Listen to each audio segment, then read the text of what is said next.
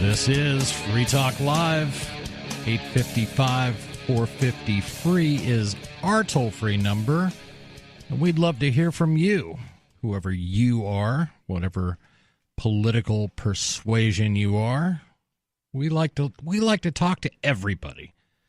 And you don't even have to have a political persuasion. We like that even better. If you've just checked out of the system completely and said, this is all bogus, there is no sense in me casting a vote. We get a different bunch of crooks from the last time we got a different bunch of crooks. What's the point? We'd love to talk to you about that, too. That's still a political persuasion. Is it? Yes, they've just been persuaded that there's zero value in voting. Okay, well, that makes sense. And thank you for joining me, Rich Paul. Always happy to be here with you, bro. And this is Chris. In studio, we have myself. And I'm Ian. Now, I think we've introduced... I'm still Rich Paul. You're still Rich Paul. Excellent. Well, it's good news if you happen to be in Utah. I'm not saying that facetiously. I mean, a lot of people, I've heard Utah's a beautiful state. I've never been there myself.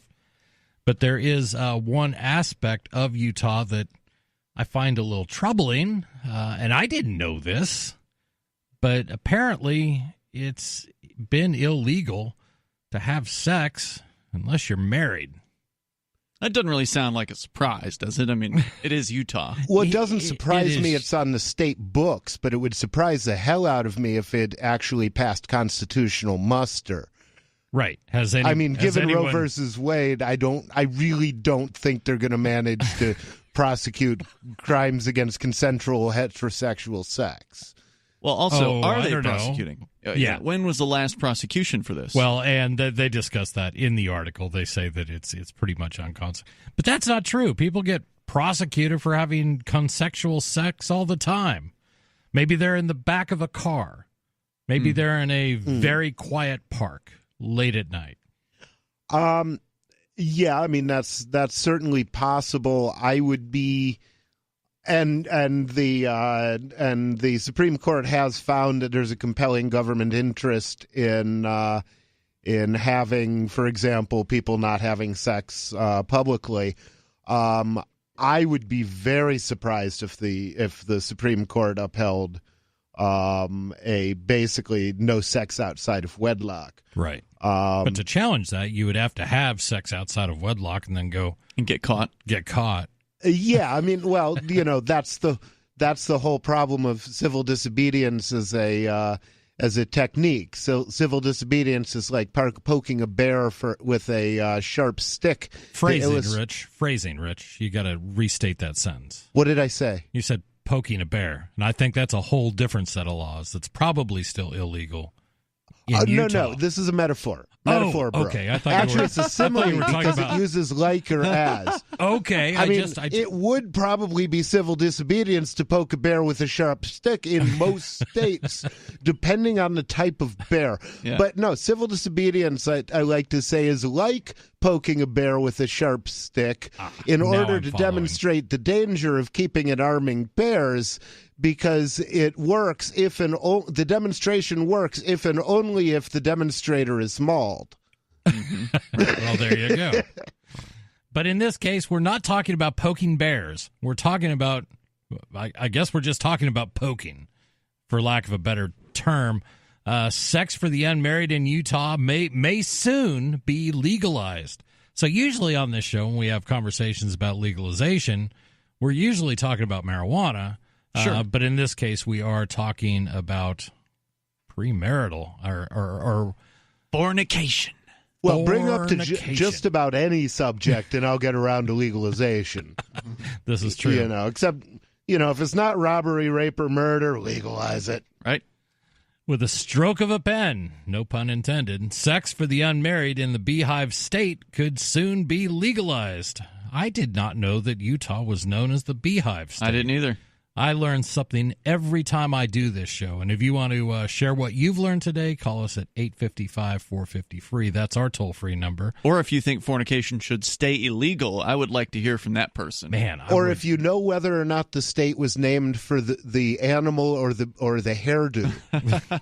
This is Because I true. can see how Utah might be the beehive hairdo, hairdo state. state. I can imagine that. Probably still. Did the Mormons start that too? I don't know. The beehive? I don't know. I thought it was just I think I 50s think that's what TV happens when their starlets. magic underwear picks up too much static. Oh, man. A bill changing the criminal code in Utah may soon remove fornication as a Class B misdemeanor. Senator Karen Mine is the chief sponsor, while Representative Ray Paul is the sponsor in the Any state's relation? House. No relation. You're sure? Okay. But I assume you would be behind this move. If it were Representative Rich Paul, you would be behind the move to remove fornication from the criminal code. I would be. I mean, I would support removing the criminal Criminal code. code? So, I like that. Sure. He might be behind it and in front of it. Who knows? Yeah. There's just too many double entendres for one to deal with. It has been voted on and passed by both bodies, meaning it is only awaiting the signature of Governor Gary Herbert. Both bodies. If it becomes, see, we need a rim shot. Where's my soundboard? There actually is. I can teach you about that. But No, don't. If it becomes law, it will remove the fornication clause, as it is obviously well known in Utah. It will remove the fornication clause from Utah's criminal code. It currently reads, quote, any unmarried person who shall voluntarily engage in sexual intercourse with another is guilty of fornication. 2. now define intercourse. Fornication is a Class B misdemeanor. They probably do. There's probably a whole definition section. I wonder. We may have to do that when we come up on our break. The current law is part of Chapter 7, Offenses Against the Family, meaning that those found guilty are punishable by up to 6 months in jail and a fine of $1,000. But yet it won't be Now, the is that- family.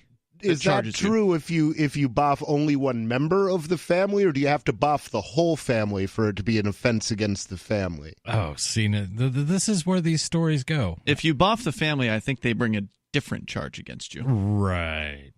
And a fine of $1,000. The law isn't pursued by police or prosecuted and is unenforceable, according to this article. I would tend to agree with that, as many laws are unenforceable, yet they still clutter up the books.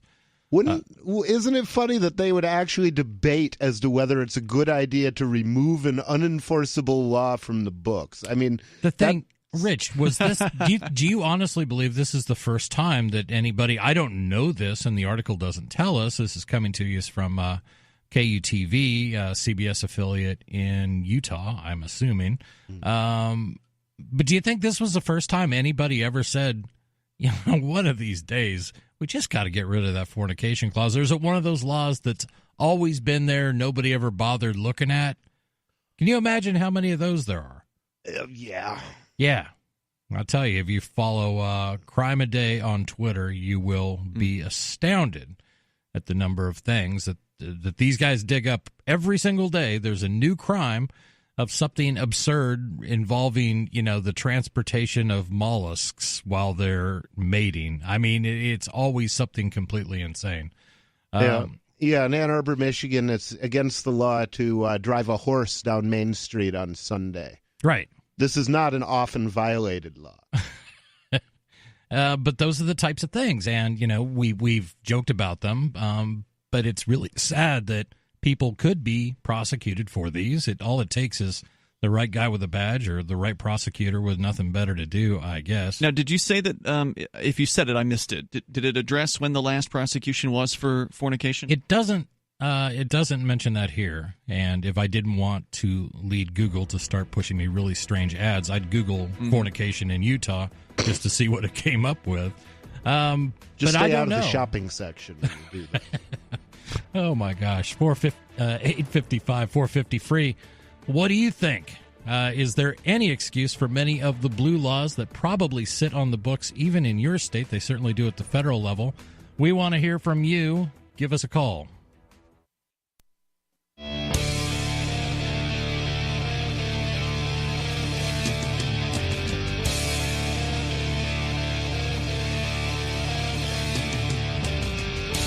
This This is Free Talk Live, 855-450-FREE, where you can call in.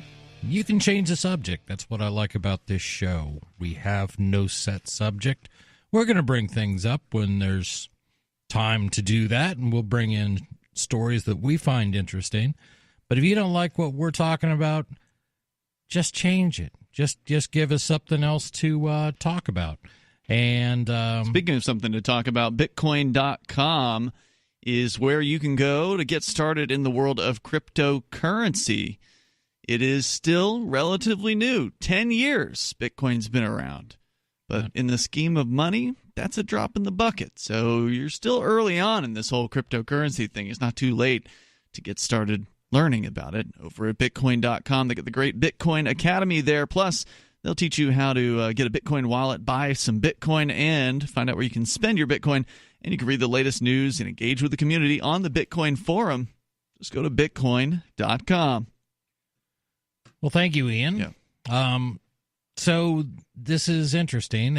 We tried to find any examples of Utah, and we just read a story about Utah actually removing a law from the books, which we always like to hear when they haven't removed it yet. They're working on it. It needs the governor's signature. Yep, it's passed the House, their House, and their Senate. And doesn't always mean everything. I mean, we've seen marijuana legalization pass the state house here in New Hampshire, and every governor so far has shot it down. And this time again, they just passed it again recently. Yeah, Sununu's vowed, and he's vowed to. Yeah, and they didn't pass it with a veto-proof margin, so they can't override him if he vetoes it, and he will. Well, how does that work? I mean, different states are a little bit different. I mean, you can pass it with a, quote, veto-proof margin, but could you still challenge it as a veto, challenge the veto after he's signed it? I don't know how it is a separate works. vote, so I'm pretty sure if people decided to change their vote in between, that would work. Yeah, if you could convince enough people to change their votes. Right. And I think much less than the full House actually voted on it. I think it was something like 350 out of the 400. But from what I read, even if every other House member had showed up and voted in favor of it, it still wouldn't have had the veto-proof margin. So, I mean, they've got a real road to hoe. Right. It's a pretty strong indicator. Go ahead. That seems very, very strange mathematically. If there's, well, I get 50 missing. Yeah, I guess that's possible. Yeah, I'd have to get you the exact numbers. I was thinking 100 missing. Right. And every state and pretty much every organization has a different set of rules. So what may apply in New Hampshire may not apply in Utah, for example. So will the Utah governor stand up there and stand up for family values and say, no, I am going to veto this law, this attempt to do away with our fine rule against fornication? Even though there's not really much evidence that it's been enforced in recent decades. I know, but wouldn't it be great theater? Well, I mean, it's about sending a message to the children. Thank you, We Rich. don't want to send the wrong message. You're saying fornication is okay outside of marriage. Well, that's what fornication is. Oh, is it? Yeah, it's two people consenting, or maybe more than two, but in Utah, two people consenting to sexual intercourse outside of marriage. That's what fornication is. Well, thank you. I never knew that. Did you know that one, Rich? Did you know that definition of fornication? Yeah. I did too. I just didn't realize there was an implication that both parties or all parties were not married at the time. Well, they can be married. It's still fornication if you're married but not to each other. I think. Would that not fall under adultery laws? Well, yeah, I believe that adultery is a subset of fornication. I'm not 100% sure on that. Maybe like once fornication graduates and becomes adultery, it's no longer fornication. I'm not sure. 855-450-FREE if you would like to add your 2 cents, or that number is 855-450-3733. If you're like me and you have a hard time translating words into numbers, you can also hit us up on Discord. Discord is a very cool little app. You can find out more at discord.lrn.fm, but the long and the short of it is using your computer and your high-speed internet connection and a microphone, you can call into the show and you will sound really, really good. Or just your smartphone, which has all that built into it. Right. And I think we're going to try going to Discord right now. Give me just a second, and we've got a caller in there. Yeah, you missed it. You got to click the room name to join the room. Right. We're going to give this a second, and Cap86, are you there? I'm here. Hey, guys. Hey, how are you? Pretty good. So I'm calling in from Utah, and I want to comment on this stuff that you guys are talking about a little bit. And for those who may not recognize his voice, this is Riley. Riley does the daily digest for Free Talk Live. So if you don't want to go back in our podcasts and listen to a full 3 hours, you can pick up the best bits. But go ahead, Riley. That's right. So you guys are wondering why Utah is known as the Beehive State. Originally, when the pioneers wanted the pioneers to be as industrious as the honeybee. So that's how it became the Beehive State. Interesting. I missed a little bit of what you said there. What about the pioneers and the honeybee? So Brigham Young wanted the pioneers to be as industrious as the honeybee. Oh, okay. That's the word I missed. There you Okay. go. Yeah. But what's interesting to me is this law against fornication comes from a religious understanding of fornication being a bad thing. And to me, when you enforce your religious standards by guns, which is basically what a government does, it creates a problem. And this problem is you're harming somebody. You are potentially harming consenting people. So, I mean, you can have a moral...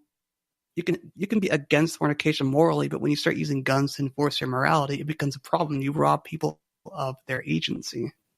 Yeah, and you yourself become immoral. I mean, arguably even more immoral than the person who's committing whatever act it is that you don't like. I would say inarguably more immoral because you're harming somebody, they're not. Right. Right. So that's just the point I want to bring up, and I'm glad it's been repealed. I'm kind of excited to see what's... It has not been repealed. It has not been repealed. It has Almost. only been voted for by the House and Senate. House and Senate have passed it, waiting on the governor to add his signature. Riley, do you know of any instance, has there ever been like a news story you're familiar with in Utah where they've ever tried to enforce this? Not that I'm aware of, and I've lived here all my life, and I've never heard of that actually happening. So, well, that's good. I'm glad that you've never heard of that one, that particular one. There are a lot of states that also have unenforced adultery statutes. Sure, on the books, criminal statutes. Yeah, it's ridiculous, and again, to go back to our founding of this great country, people will they'll point to the idea that government should be limited. Government should not have powers that infringe with rights of people, and it's insane that it's insane at how much they have done. 855-450 free. Riley, thank you so much for the call. You're welcome. And if you'd like to join in, give us a call. We'd love to hear from you. We've got this and a couple other topics to discuss. Bitcoin.com is delighted to announce their latest partnership with the gift card specialists at eGifter. With many of the world's leading brands on their roster, it is now easier than ever to get the gift cards of your favorite brands with Bitcoin Cash. To get started, just follow these simple steps. Visit giftcards.bitcoin.com, pick the gift card you want, follow the instructions on your screen, and make your payment using your Bitcoin Cash wallet. Sit tight and your gift card will be delivered to you as soon as it's ready. That's giftcards.bitcoin.com.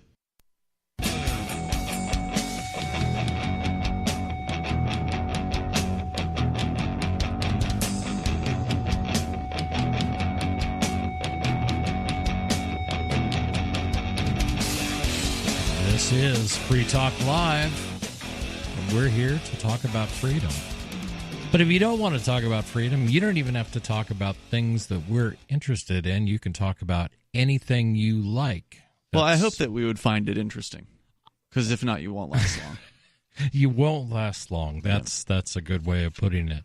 But it doesn't have to be about freedom. We can talk about anything. We do. Just don't bore me, Mr. McGee. You wouldn't like me when I'm bored. What is that from? The Hulk. Okay. The Hulk? Except it's Don't Make Me Angry, Mr. McGee. You wouldn't make me. The Incredible Hulk. The original one with Bill Lou Ferrigno? Bixby.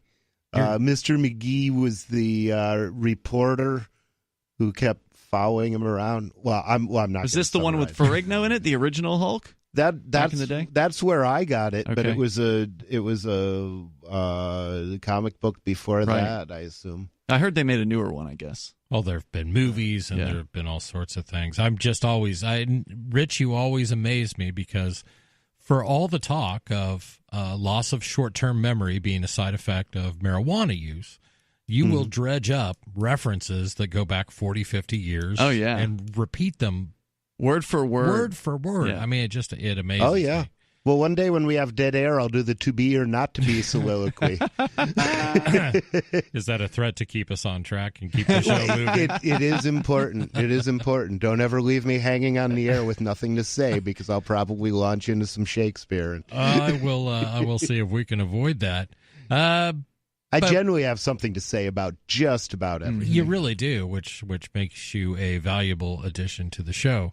But we just got done talking about Utah actually deciding that they are going to make another attempt, or maybe this is their first attempt, to get a law against fornication off the books because it's unenforceable and because it's a stupid law. This is still up to the Utah governor. But meanwhile, in Russia, we have another law go ahead. Well, the story is actually out of The Guardian, where Russia, according to, this was yesterday, Parliament there has approved a controversial law that allows courts to jail people for online, quote, disrespect of government or state officials, including President Vladimir Putin. The law, which says critics say is reminiscent of Soviet-era legislation used to target political dissidents, stipulates fines of up to 100,000 rubles, which is apparently about 1,100 pounds. It's hard to keep track of these things, so... For, quote, indecent online posts that demonstrate a, quote, blatant disrespect for society, the country, Russia's official state symbols... Wow. So, you can't make fun of their government symbols. Oh, my God. The Constitution or the authorities. Do you have to be in Russia to break that law? Do you know? Presumably, I assume to at least enforce it. Yes, they're going to send the GRU after you. Just on general principle, bleep Vladimir bleep Putin. Bleep him right in his bleep. Repeat offenders can be hit with fines of up to twice the amount or 15 days behind bars. Alexander Verkhovsky, the head of the Moscow-based Sova Center, which monitors abuse of anti-extremism legislation, said people could face prosecution for online comments such as, quote, Putin is a bastard, or jokes about Parliament. So this is just going to ruin any amount of fun that you can have at the expense of politicians in Russia. Wow. Yeah. And Russian politicians are like irresistible. They're like the worst politicians on earth. So that would be so hard to resist. You can't even crack a joke about Parliament now if this thing, happens. And they've approved it.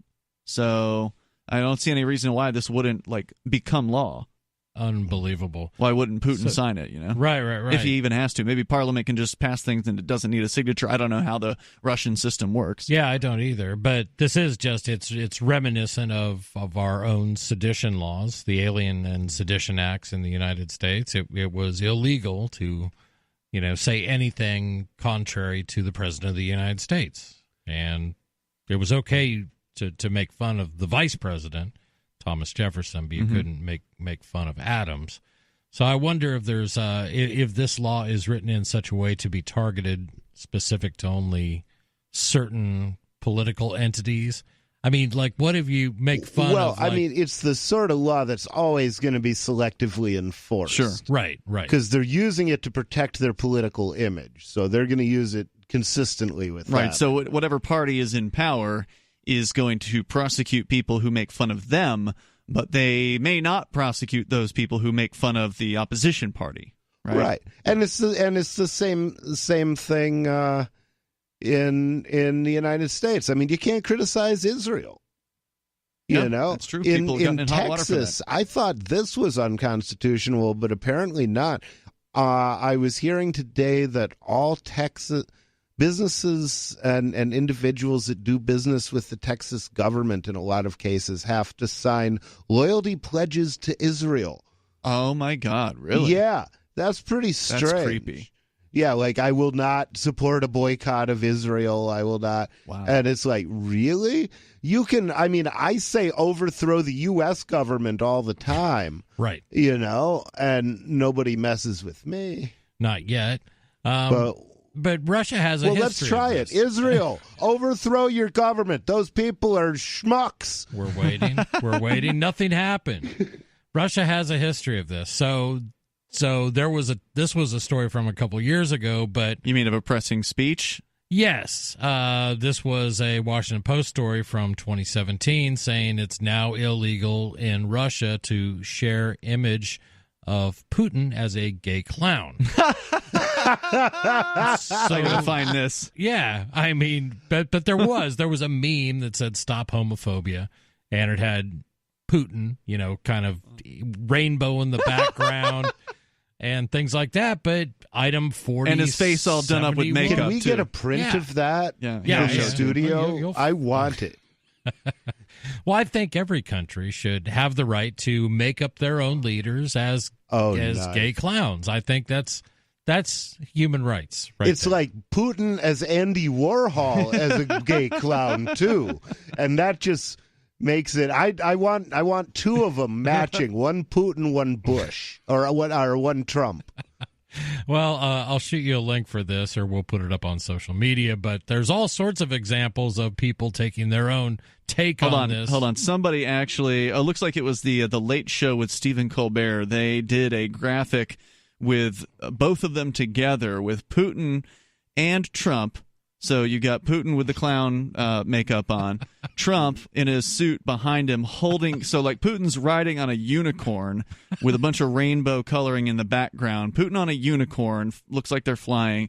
Trump kind of holding his chest from behind, like a girl would on the back of a motorcycle, Aw. you know, holding on to her man. That's always such a sweet Yeah. picture. Sure. Oh my God. 855 450 Did I see free. that? I got more to the story here. Please continue. I'll show it to you in a bit. So, again, you cannot express anything against Putin or any other people in Parliament. Others express concern the law has been so vaguely worded that almost any online criticism of the authorities, including satirical memes, could be construed as, quote, disrespect. Not my dank memes. Sergei Shvalkin, a Moscow-based lawyer, wrote on Facebook, quote, "Soon we'll be telling jokes about the authorities in whispers in the kitchen." Unbelievable. The law, which was authored by Andrei Klishus, a senator from Putin's ruling United Russia Party, was criticized by some MPs and government officials. Alexei Volin, the deputy communications minister, told a newspaper, quote, "One of the tasks of government bodies is to calmly hear out criticism of its work."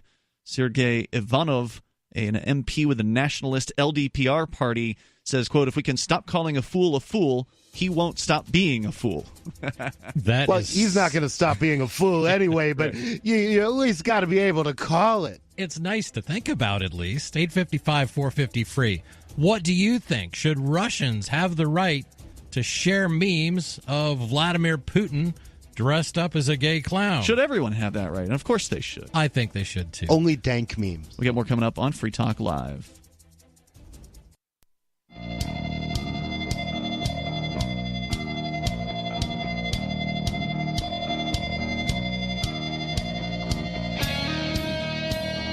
This is Free Talk Live.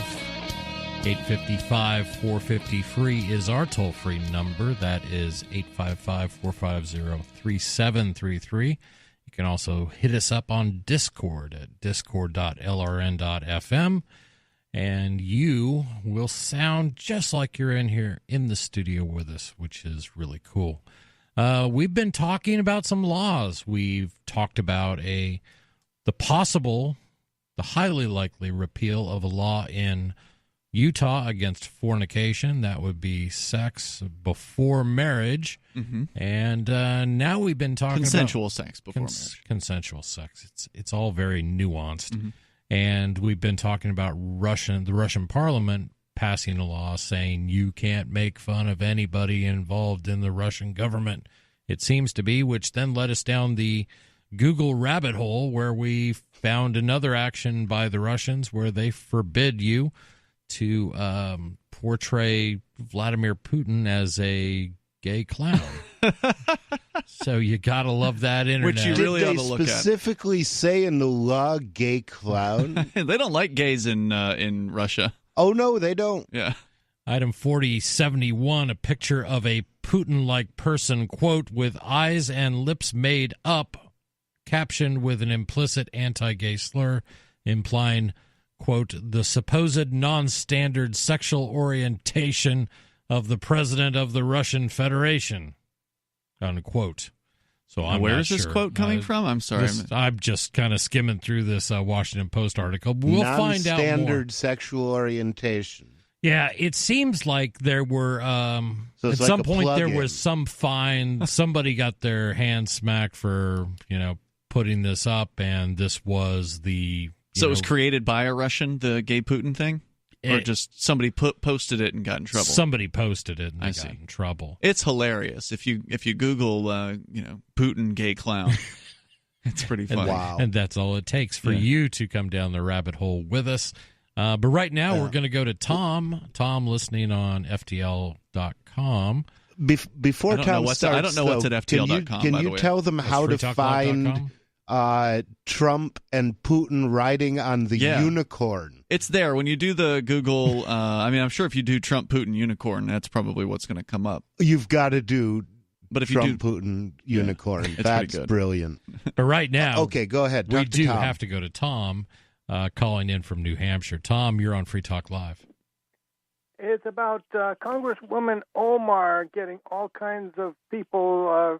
She seems her comments about foreign aid to Israel have gotten a lot of people howling furiously and with charges of anti-Semitism. Right? Well, right now, the Democrats don't know what to do because she is a Democrat, but she's said what they have termed hate speech towards Jews by saying it's all about the Benjamins when describing how Israel has a lot of influence in the United States. how is it that having an opinion about Israel, which is a government, has anything to do with somebody's opinion about Jewish people? Well, that's the trap there, and that's the Israeli government uses that. They do a lot of work to equate any criticism of the Israeli government with anti-Semitism. Right. And that's not let me point the something same out. thing. Right.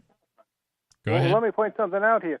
Is that a lot of the comments aren't about foreign aid to Israel. The comments aren't about what the Israeli government is doing to the Palestinians. The comments are about the people in the United States, the pro-Israel lobby that supports foreign aid to Israel Okay. and continued military alliance. It's like criticizing the Pythagorean theorem by slinging mud at Pythagoras instead of addressing. She should be talking about the issues. Well, And this resolution that you just heard about on the news, those people listening on the news, House passed the House overwhelmingly that lashes out against so-called hate speeches. I mean, it's a 7-page thing all Right. long, but yeah, But- and, but it's talking basically about, what she Hello? said there was that a foreign government had too much power in lobbying the United States. Now, how is that different from saying the NRA has too much power in lobbying the United States government, or General Motors has too much power in lobbying the federal government? She should be entitled to say whatever it is. What I found interesting was the Democrats were sort of stymied. Okay, she's apologized, but she's one of us. So how can we attack what we're calling her hateful speech, yet, and this is the articles that I read were saying, but Trump says hateful things every day, and the Republicans here's say the point. hateful things every day. here's So the they point so here they that, broadly just attack all hate speech. Go I ahead. got a couple of points to bring up. John F. Kennedy, okay? First of all, if the Secret Service is telling people to step away from a certain area, this sidewalk, and somebody says, "Oh, I'll stand over there in that grassy knoll area," they might not know about the historical reference to grassy knoll area with the Kennedy assassination. And, the Secret Service agents know about, the guy in the grassy knoll area, the guy up in the Texas State Book Depository, but that person might not know anything about that. They're just going to stand over there in that grassy knoll area innocently enough. And the second point is, during the Cuban Missile Crisis, Kennedy went on the air, and he had to choose his words very carefully when he was announcing a military quarantine of Cuba and not a blockade. The reference between allegiance to Israel and support for Israel, I think is splitting hairs just as much. If you're announcing a blockade, what's the difference Cuba, between allegiance to Israel war and support for Israel? I mean, that does sound like splitting hairs to me. It sounds like the same thing. A blockade, now you're saying that you're declaring war, and a quarantine is different. So, splitting hairs and choosing their words carefully is, I think they're getting too tough on her, even if some of this stuff might remind them of anti-Semitic disasters of the past, but she's not responsible for any of that, and she should be talking more about the foreign aid to Israel and what the Israelis are doing to the Palestinians. And let me close with a point about the beehive state, okay? All right. Not to change the subject on you. No, but go I was ahead. working at with the honeybees one time, and somebody told me that a young lady over in the accounting office wanted me to quit my job and run off with her. And I said, no, I'm happy here with my bees. I'm not going to leave my bees for some woman. Then I saw her face. That must now have stung. I'm a believer. I saw her face. Now I'm a believer. Thanks for the call, Tom. Thanks, man. Have a great night. Apparently, Bernie Sanders, according to WMUR, has weighed in on this Ilhan Omar statements that were supposedly anti-Semitic. Right. And the Vermont senator told WMUR today he doesn't consider those to be anti-Semitic. He, who is apparently an independent, although I heard he joined the Democrats recently, was fair criticism. He said her comments were fair criticism of the conservative government of Prime Minister of Israel, Benjamin Netanyahu. Omar, who is a Muslim, was criticized by some Democrats and many Republicans last week when she said that pro-Israel lawmakers are, quote, under a political influence in this country that says it's okay for people to push for allegiance to a foreign country, unquote. This came after she apologized for a tweet last month that charged support for Israel in Washington is, quote, all about the Benjamins, unquote. Yeah. Yeah. I don't know. Today's reaction by the Democrats just struck me as, how silly can you guys get? Well, I think there's another factor that you missed there, which is during the day today, there was a statement that came out from a number of prominent Jews basically saying that criticism of the government of the nation of Israel is not anti-Semitism. And I applaud them for coming out and saying that. That's because, exactly what Sanders said. They're the people who can say it most effectively. Right. He said exactly that. Quote, criticism of the Israeli government itself is not anti-Semitism, and we have to make that separation quite clear, said Sanders. He said further, quote, so anti-Semitism absolutely is unacceptable and must be fought at every level. Criticism of the Israeli government and their policies is not per se anti-Semitism. He says, as I see it, she's been critical of the Israeli government, and I think that's a fair criticism. He says, and I have been very critical of the Israeli government in terms of their treatment of Palestinians. So Sanders is right on that one. And it wasn't who's right and who's wrong, because I agree with both of you on this. What I'm saying is the reaction from the left was, we've got to play this. How are we going to deal with this? She's one of us. How are we going to do this? What are we going to say? How can we, if we say that this kind of speech is okay, does that mean we're giving Trump a pass on every crazy thing he's ever said? It's insanity. We're going to come back and we're going to talk about yet more things, and we're going to get your opinions. We want to hear from you. 855-450-FREE. This is Free Talk Live. She's such a beautiful little puppy. I mean, we walk around the block and neighbors always say, her hair is so beautiful. Healthy and shiny and glossy. DINOVITE.com. Fatty acids, omega-3s, and omega-6s are great for healthy skin and soft, shiny coats. I would really recommend people starting their puppies on Dynavite before they get into what I would call the misery index.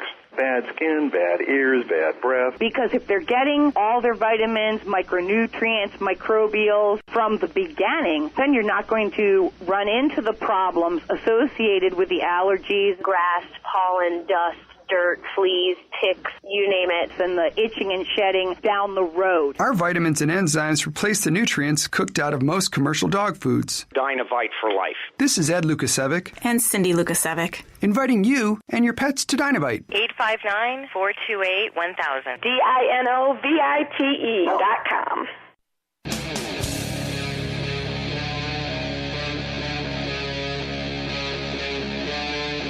Free Talk Live.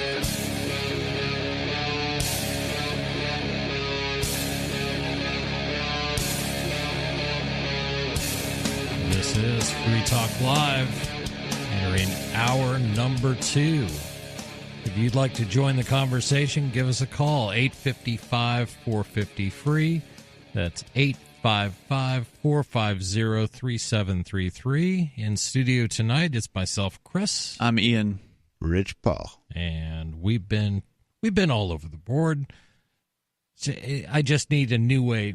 Give me something else that says this radio show has been all over the board. Give me an idea, Rich. Come on. We've been talking about stuff. We have been talking about stuff. It seems like every show we're all over the board.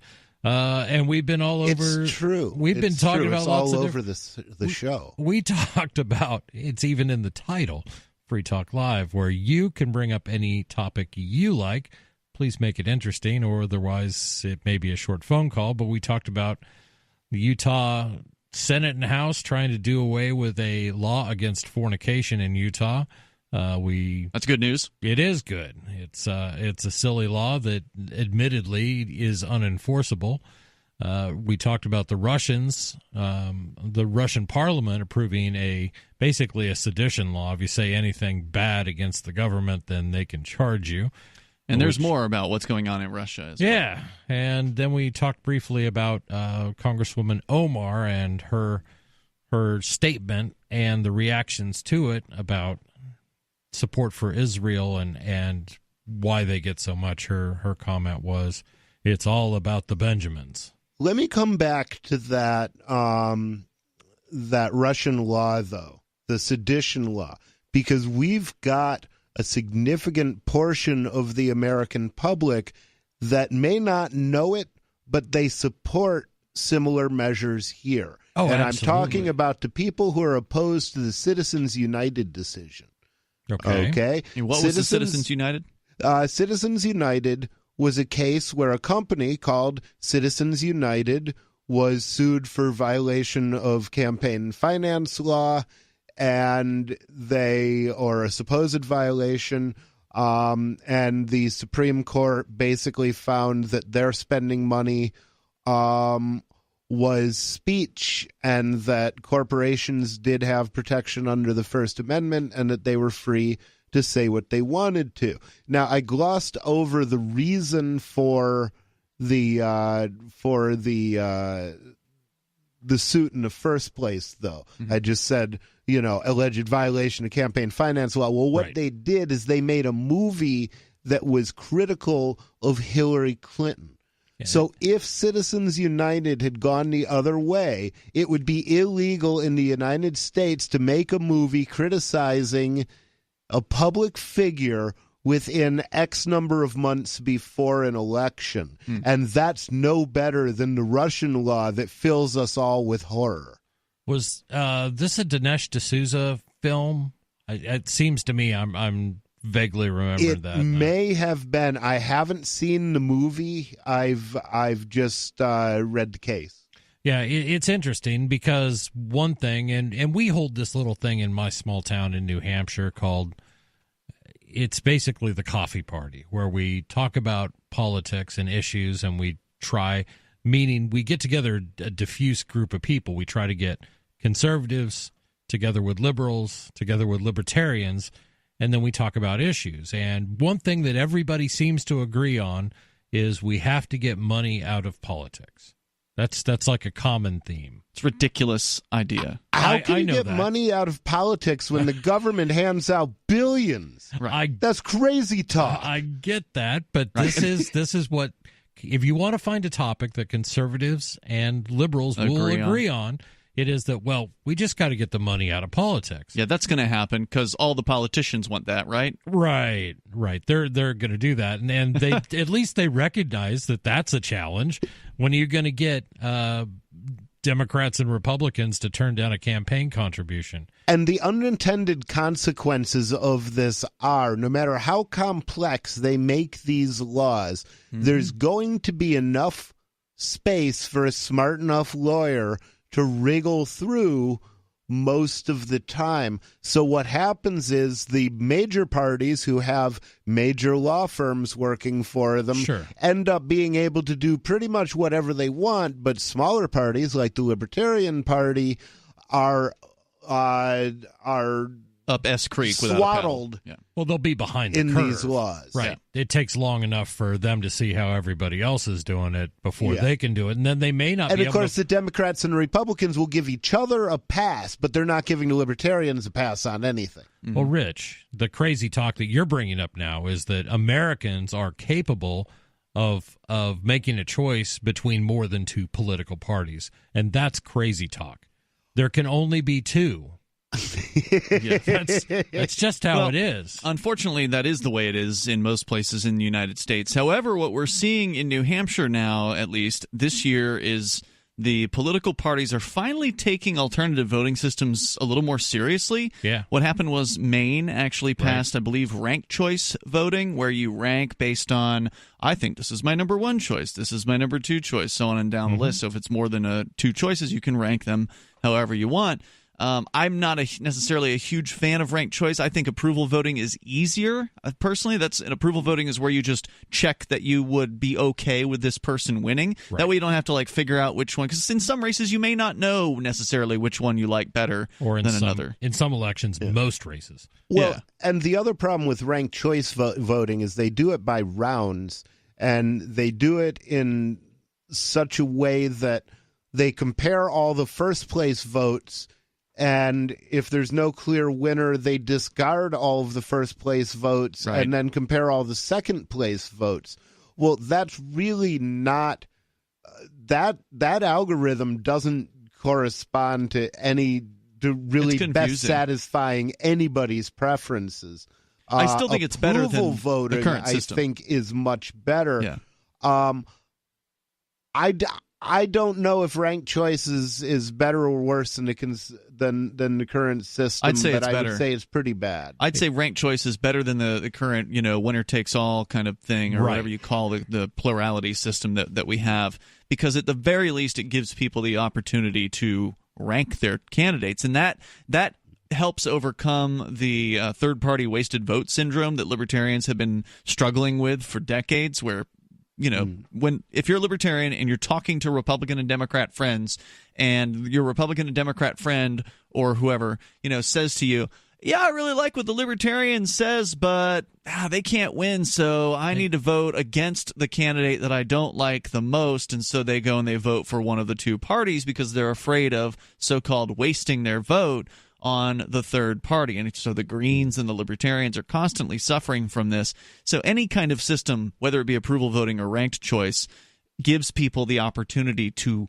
not feel bad, even though it's not it. Look, if you agree with that candidate, you ought to vote for him, rather than this this idea of being afraid of what might happen. But you can't get over it. People can't get over it. So the voting system has to change. But the other thing is that things could really be better reflect the population if we were using a proportional representation system, like a parliamentary system. I don't know if it would be entirely parliamentary, because I'm not advocating a prime minister or but that's what they use adding over anything there like in that. most parliament. But yes, where you vote for the party, and if there's 100 votes, then a party that gets 12 of those votes fills 12% of the seats, and then the party selects who they want to fill the seat. Exactly. So they probably have an ordered list of people who will get who will get seats if they win. The problem that with many that seats. with that system is it concentrates too much power in the hands of the parties. So now you can have anybody who wants to. In New Hampshire, if you're a Republican or Democrat, you can put $2 in and you can run for state rep. And there's nothing the parties can say about that. I mean, they can run somebody against you in the primary, but that's all they can do about it. Here they would have total control. I think you could simulate that by making it ultra easy to create a political party. I see what you're saying. That would help. But somehow those Europeans... And remember, you just need 0.25% to get a seat in the New Hampshire legislature. Because there's 400 members. Right. Somehow the European countries do it with dozens of political parties. We'll be right back.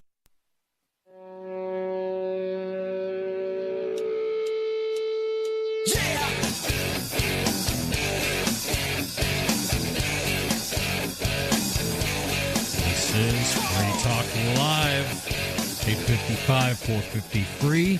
That's 855-450-3733. You can hit us up on Discord at discord.lrn.fm. That will require you to load an app on your phone or on your laptop, but you'll sound like you're right here in the studio with us. Of course, we do a lot of other things. We're active on social media or anti-social media, as the case may be. We tend to shy away from some, but we do embrace others like Mastodon and things like that, Telegram. Yeah, you can also, if you're interested in supporting the show, there's another way to do that, and that's through our AMP program. That stands for Advertise, Market, and Promote. You can find out more about that at amp.freetalklive.com. And since you brought it up, thanks to Loring, who is a Free Talk Live Platinum amplifier, meaning he gives $25 a month to the AMP program, which all we ask for is $5. So thanks so much for the extra. And, of course, you get some cool perks and some benefits from being an amplifier. So go learn more at amp.freetalklive.com. Now, the amplifiers help get us new radio stations. That they do. They help us market Free Talk Live to stations, and we've got over 195 radio stations now. Scratching on 200. I want that 200 number. Are going to be darn close to 200 here after I actually add this next station I'm going to tell you about, because I haven't actually taken the time to add them to the list, so you're only hearing about it here first. I haven't even put it up on the website yet.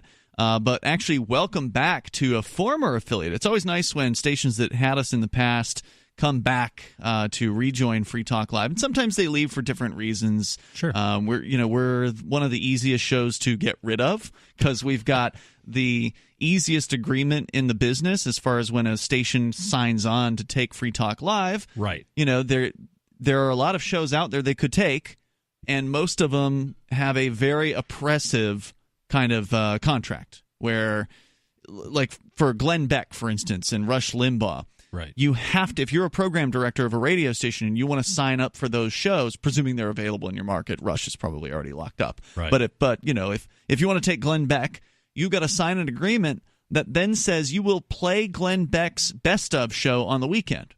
So if you wanted to do all live weekends, sorry, you can't do that. Glenn Beck wants you to play a best of his show. If you're not willing to play it, you're not going to get the deal, basically. Wow. In some cases, like in Rush Limbaugh, you actually have to pay Rush. So stations actually pay for Limbaugh. That unlike most shows where when we're on, we don't get paid by our stations. We get the benefit of being on their air, right, and then we can run our advertising on their air, and that's kind of how the compensation works. It's called what's called a barter deal in the business, meaning the local station gets to run their own advertisements during our show.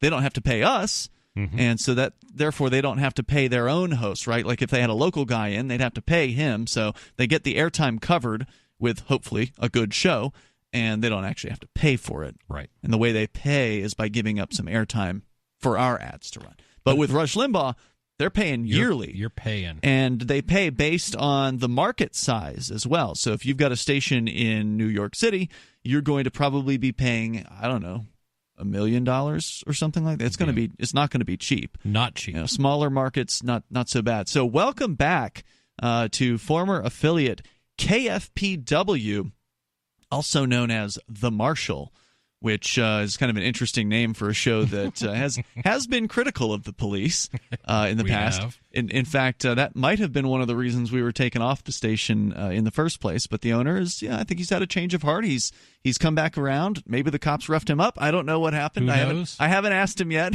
If you're out there, Bill, and you want to call in, you're welcome to. But welcome back to Free Talk Live. And they're on actually both AM and FM, which is awesome, because when we were on originally on this station, it was just an AM station. Nice. But a lot of AMs have been getting what they call FM translators, and that allows these sort of old guard AM stations that the audience is aging. They're getting up there in years. Young people, sorry, they just don't tune to the AM band. If they're listening to the radio, they stick with FM. So getting an AM station on FM like they're doing over in Fort Smith, Arkansas at KFPW is a good move. And when you get on FM, you want to get a younger show in, right? Right. We're that show. We are that. Myself excluded, because I'm 118 years old. So if you listen to the other hosts on the show, they will describe me as old man radio. KFPW is the voice of Fort Smith since 1930. That's a long run. Yeah, it's a good year. I remember it well. No, you don't. I know that. I'm just kidding. But we are going to go to the phones and take some of your calls. This is Sarah calling in from New Mexico. Sarah, you're on Free Talk Live. Yes, this year we actually have a bill. We want to start paying our legislators. What? Can you believe it? What do they need paid pay for? them. Now, they don't pay them the whole lot in New Mexico. New Mexico is actually, I think, close to New Hampshire as far as its very, very low pay for state legislator there. But they do pay them. I think it's a per diem, right? How much do they get paid? Yeah, but it's actually all they get is per diem. That's not a pay. It's in fact, the last and only state. I'm calling this. It's humiliating. We're the very last state. We don't pay them anything. We wear that as a badge of pride here. Here in New Hampshire. Wait a minute. You guys do pay them something. We other do. than They per diem. our state senators and state representatives get paid $100 per year. That's correct. In New Hampshire. Plus, they get a and they're worth at least a quarter of that. They also get some mileage, right? They get some of that. They get a mileage fee, gas fee, which they have their ways of taking advantage of that, too. Oh, I have no doubt. By the way, they'll do carpooling, basically. So essentially, they're like the handful of state reps that are all Democrats here in Keene. They'll carpool up to the state house, and then they'll all claim the mileage fee, even though only one of them was driving. That sounds fraudulent. Is that legal? It does sound fraudulent. I don't know. I've just heard that that's what they do. Well, I don't really? doubt that's it what would they be do. interesting to see if that's legal. Yeah, I don't know. All Good right. question. So do you know how much they make? Did they make anything? I've got it here. They make $164 per day, that's a lot of damn money. So, I mean, you're acting like that's not a lot of money, Sarah, but that's more money than the average person makes at a $10 an hour job. That's $20 an hour, basically. So they get zero money, zero salary. Right. But a per diem fee. Okay, so wow. Look at they just passed a law to raise the minimum wage for our state for all the people that work in our state.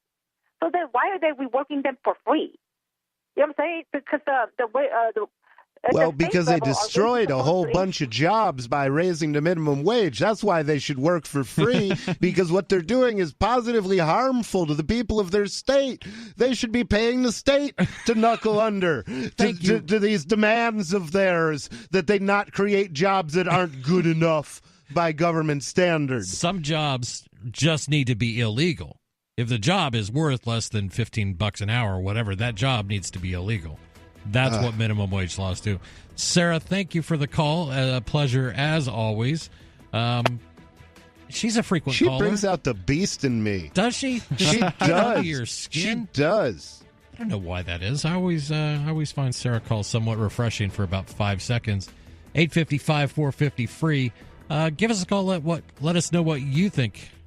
Free Talk Live. Does your dog itch, scratch, stink, or shed like crazy? come to Dynavite for help. Order a 90-day supply of Dynavite. Everything we tried failed except the Dynavite. Pick up 2 bottles of Super Mega Fish Oil. Get the 3rd bottle free. Packed with omega-3, DHA, and EPA fatty acids. Super Mega is great for your dog's immune system, healthy skin, and soft, shiny fur. Dogs love it. Try Super Omega Fish Oil. Buy 2, get 1 free. At Dynavite.com. DINOVITE.com.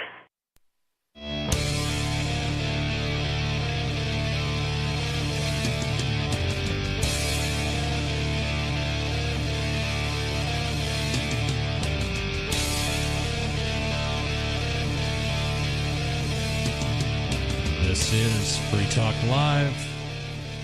We're in our second hour, and we've been talking about all kinds of stuff. We've been taking your phone calls. These are all things that we like to do. By we, I mean myself, Chris. And Ian. And Rich Paul. So we've been, God, I don't even know where to begin today. We've been discussing laws, not only in the U.S., but also in Russia. Yeah, we got more of that coming up, too.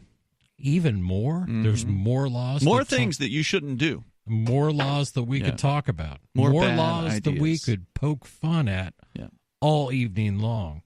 And we found out that legislators... Thankfully, it's still legal for us to do that here. Still. We can still poke fun at the government. Still. We hope we'll be able to continue to poke fun at the government because at least for myself, that's one of my favorite things to do. It is one of the most satisfying things to do. I have to totally agree with you.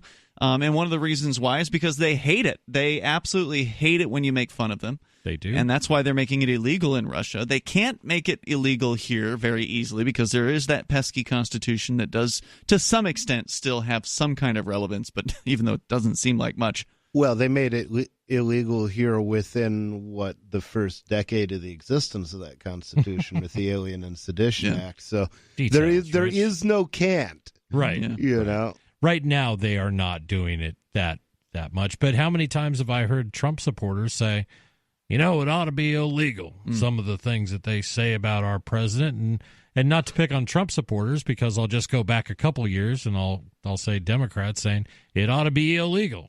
Them talking about President Obama that way. Yeah. So it's both sides, and they keep right up. They keep at it every single time. 855-450-FREE if you would like to take part.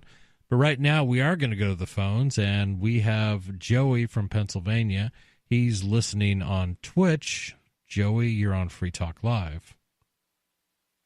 Hey there, how's it going? Hey, Joey. I recently saw the new report about Paul Manafort, how he's sentenced to, I believe, 47 months. Now, who is this? Paul Manafort. I don't know who that is. Yeah. The name sounds familiar. Some politician. Was a Trump advisor who got convicted of something. He's about to be sentenced, I think. Yeah. What was he convicted of? I believe it was, I know something with, he was taking money or something like that. I forget the exact crimes. I just have some questions about it. And I actually do know someone who testified against him in the court. I know them personally. So, and they were telling me a little bit about this. They said when they did some business with him, they said that he was an absolute menace, and there was some stuff that I probably shouldn't say on air. So, when in doubt, leave it out. Then don't, because we can't. Yep. Yeah, but they said that he was making racist comments and stuff. That's been an allegation against many people associated with Trump, mostly from the Democrats, who feel that if you support Trump, you are racist. That's just a de facto position they hold. Which means you're also sexist, homophobic, xenophobic, and transphobic, I'm pretty sure. That's all a package deal, I think. I suspect you're missing many phobics. I'm sure there's that other things. In that case, then I'm also. Yeah, he was sentenced to 47 months. I know there was bank fraud, there was tax fraud, and these are things that are sort of loosely associated with the Trump campaign, but not completely. At one point, he was the head campaign guy for Trump. Oh, really? Whatever you call that. But what else do you have for us, Joey? Oh, well, are you guys, I believe what they call it here, I've only been here for 3 months from England, libtards? Is that how they say? Libtards? What is a libtard? I believe it's the, kind of like how you guys are talking right now, saying that Donald Trump is racist and all of these other... Oh, I don't think we were saying that. No, I think no. you were saying that some people say that. I don't know if Donald Trump is racist. I don't know him. Right. I've never actually. I don't think he's. If he had said racist things, wouldn't they just be trumpeting that all over, so to speak, all over the place? He's. I totally agree. Yeah, he says things that are uncouth. He says things that are unpopular. But he says things that are funny too. He does. Very amusing. And a lot of people see his positions on immigration as completely racist. Anybody with brown skin. But it's easy to jump to that conclusion, and I say as somebody who's in favor of open borders, and I think a lot of the people who are advocating for government crackdowns against immigration. They couch it as though, oh, no, I support legal immigration. Right. No, well, I don't know if I buy it from a lot of those people, but who knows what Trump's motivations are. I'm not going to ascribe anything to him on that. Yeah, it's not like he ever said someone got fucked. LRN.FM. There you go. Thank you. Did I? That was my first dump. Yeah, I think it was, and you did pretty well. Did I hit everything in the correct order? I think you nailed him. You nailed him. I hit that one. I hit that one. I hit that one. We got that limey bastard right off the air. Folks, when you decide you're going to curse Is that on the air, hate speech? No, only in Canada. Okay. I will give him credit. He did lead us on for at least a few minutes with some Paul Manafort stuff before he dropped his vileness on us. But for me, Rich, that was the first time I ever actually had to nail somebody and get him off the air. So your first kill. It was my first kill. Wow. I'm going to go outside and I'm going to paint a big red dump button on the side of my Jeep. And the next time I get one, I'm going to paint a second one. It's just going to be like a World War II aircraft. Okay. My well, aces. I'll show you how we can download the MP3 of this so you can drink the blood of your first kill. Very nice. 855-450 free. If you would like to call in and talk about whatever you like. Who, me? Well, no, Rich, you can't. You're already here. I was going to say, I could call in. It would cause feedback, I'm pretty sure. But we'd you wouldn't love to sound hear... as good unless you were on Discord. Exactly. Hit us up on discord.lrn.fm. Speaking of Discord, I think... Oh, wait, no, he's not necessarily there yet, is he? We're not sure if we don't know. Yeah, he said something. He said something back to you in the private messages. There's a little I'll check that little out indicator too. there. Well, good. Hopefully we can check him later. We'll check in with him later. But Ian, you had something else. We were talking about laws, and we were talking about sedition laws, and that prompted you to come up with another idea. We weren't talking about sedition laws. You mentioned the word sedition, but the Russian prohibition isn't just about sedition. I mean, certainly that's illegal in Russia. I suspect that's already illegal. So consider me generalizing when I refer to laws that prohibit you from saying certain things against the state. So sedition is specifically inciting people to rebel against the authority of the state or a monarch, whereas what they're doing in Russia now is anything that is considered disrespect, which is a lower standard. That's just, I don't like you. That's just Putin's ugly. That's just, the Putin clown, gay clown thing. Right. Anything that makes fun of the state, anything that makes fun of government officials, anything that doesn't take them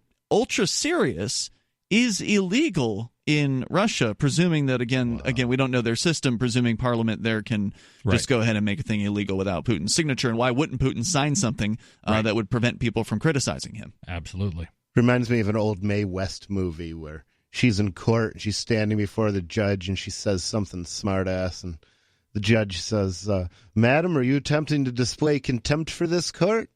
And she says, "No, Your Honor. I'm attempting to conceal it." Yeah, there's another good line in the Transformers movie, the animated one from the 1980s, where they're on trial in this court with a court with quotes around it, where they just put everybody to death no matter what they do. And one of the court beasts asks them, do you have something about I'm going to hold you in contempt for this court? And Hot Rod quips back, I have nothing but contempt for this court. Nice. And then they feed them to the Sharkticons. Oh, wow. So there's more about what's happening in Russia with other awful legislation coming up here on Free Talk Live. You can join us at 855-450 free.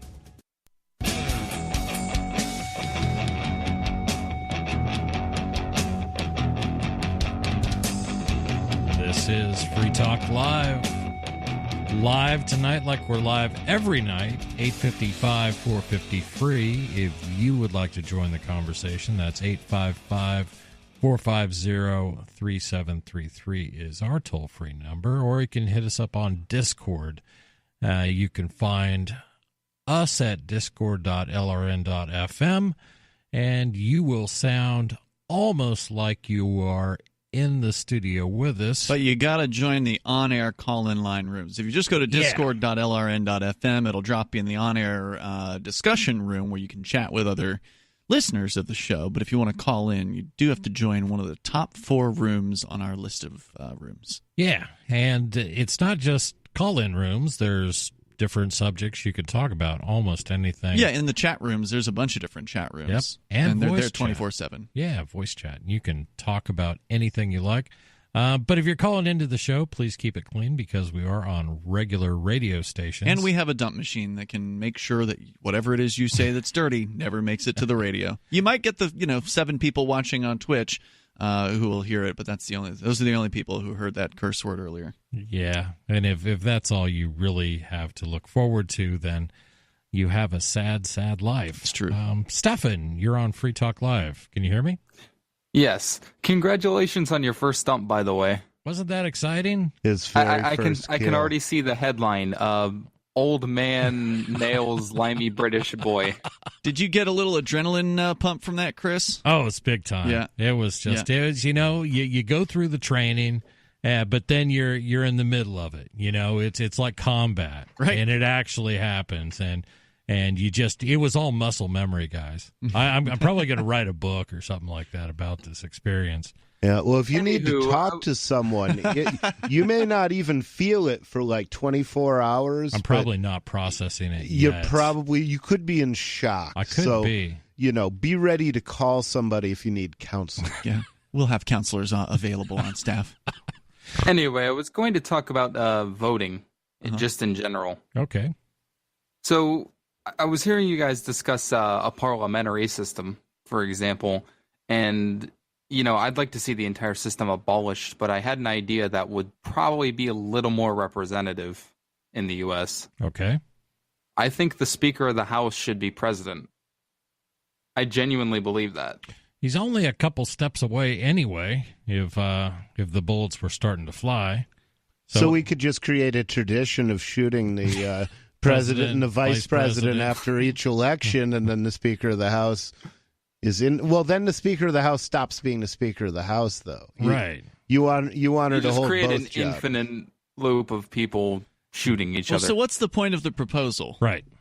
So basically, whichever party gains control of the House of Representatives, I would advocate they become the president, and the the Senate Majority Leader, I think, should become vice president. But doesn't that basically make it harder to have gridlock? I mean, because right now, if you've got a president who's different from the majority of the House, then presumably that president can veto what a lot of the things are that are passed out of the House. And if it's the system you're talking about, then it's just free reign for whoever gets control of the House. There's no stopping whatever they pass. Or you could have what we have right now. That depends on party discipline, though, because that's more or less what the function of the Prime Minister of England, for example, or Canada, I believe, is that he's the chief executive, but he's also elected by the Parliament out of their members. Is that not? I can't speak to this stuff. What I do know is that our system of government was set up, and this is why it drives me nuts when people start bashing like the Electoral College, saying, well, it doesn't always represent the will of the people, and this should all just be a democracy. The whole point of having an Electoral College, for example, was to make sure that we couldn't vote democratically. It was a feature because democracies are bad. The idea was if you force it into a republic, then you'll make things hard, and you will make it very difficult to make major changes. Major changes should be very difficult to do. Otherwise, can you imagine the laws that would have passed on 9/12? Mm-hmm. You know, well, they did pass some really bad stuff. It took them a little while. Patriot Act. It didn't take them that long. They had it pre-written. Man. They had that one pre-written, right? If I recall correctly. They took it off the shelf. But how much worse could it have been? I mean, if you would have thought, if you would have done a poll and said how many people believe that the religion of Islam should be considered an enemy of the state, which arguably it was at that point, but we should just turn everything loose on Islam, kill anybody of Muslim. It was a terrible idea. Yeah, but that's the kind of stuff that happens in the heat of the moment when you have things to slow it down. Things like gridlock and things like electoral college, it makes it much more difficult to make drastic moves. Here in New Hampshire, Stefan, the Democrats are in control over, I think the House of Representatives and the Senate. Okay, I wasn't sure about that. They do have both. I think they do. If not, they're darn close in the Senate. But either way, they've got legislative control or close to it. And the governor, who's a Republican, is the only thing standing in the way of some pretty bad gun legislation. I mean, these Democrats have put forward some very restrictive gun legislation here this year, and presumably the Republican governor will veto that stuff. So I think what you're proposing would get rid of a lot of gridlock. I would argue just get rid of the state entirely. Well, yeah. Let's do that tomorrow. It's a good fallback. I like it. But for now, you want gridlock so that way we can basically have a government that does nothing and is ineffective. Yes. Yes. It's the best system. Anywho, what I was originally going to call in about, I just felt like adding that, was I think primary elections should be abolished. Just throw everybody in the general and give a wide range of choices, that kind of thing? I think that parties' delegation should be in charge of choosing who their nominee is. I disagree with that. Because that's just centralizing. That goes back to what you were saying, Rich, was that if you do that, then you're centralizing more power in the parties. And I don't know about you, Stefan, but these political parties are an absolute mess. I mean, you've been involved with the Libertarian Party where you wanted to run for something, I think, in Ohio there, and they basically shut you out. You were a candidate for governor, criticized Gary Johnson, and they tossed me off the ballot when I was running for state rep. Yeah, you will have that type of thing. Oh, wow. I don't know. If you coupled, let parties pick whoever they want, they can be as crazy with that power as they want, but then you open up elections to any political party, then I think it becomes more European. That's what Rich was saying, was that if you had an unlimited number of lower parties. the barriers to entry. But that's the problem right now is we have such huge barriers to entry for any other party. Right. The Republicans and Democrats won't even lower the barrier to allow a third party in, let alone dozens of them. I've explained this before. Americans can't think beyond two choices. It's Coke or Pepsi. I wish it were. I wish something else were true, but it seems like you're right about that. I mean, as wonderful of libertarian candidates as there might be, many of them just don't get voted for. I mean, people aren't willing to break away from their party, even if they agree with the libertarian, they're not willing to do it. And Stefan, how many times have you heard that? I do like a lot of what the libertarians say, but I've always been a Democrat. I've always been a Republican. Heard that, unfortunately, a lot of the time it was when referring to candidates that weren't actually libertarian, but I have heard that a lot, and ranked choice voting would probably offset some of that. Right. If you didn't have parties at all, that might actually make it easier, but... Yeah, there's a lot of other pie in the sky proposals can we make? And anybody qualify for the ballot, just don't have party monikers, and I bet you the majority of people would stay home every time. The majority of people always stay home every time, I mean, with few exceptions. Yeah, that's a good point. And, when elections get won, they are voted into office by a minority of the citizens. It never fails. I mean, you can go presidential elections, pick your election. It's a presidential elections usually have a majority of the voting population turnout, though. Do they? I think he just played his own laugh track. Was that you? That was nice. That was an accident. Yeah. That was my numpad. I apologize. I don't know. I think there might have been somewhere that's true, but I don't know if it's true across the board. The last one, 2012, 2008, had a huge turnout. I think the last one to have under 50% was 1996. Under 50% of the population or under 50% of registered voters? This is of registered voters. Okay, now we're not talking about a majority then. Yeah, and what my point is if you're looking at 320 million people in this country, and everybody over the age of 18 or whatever, if there's a general cutoff where we can say you could vote if you wanted to, it would be interesting to see what those numbers are. Stefan, thank you so much for the call.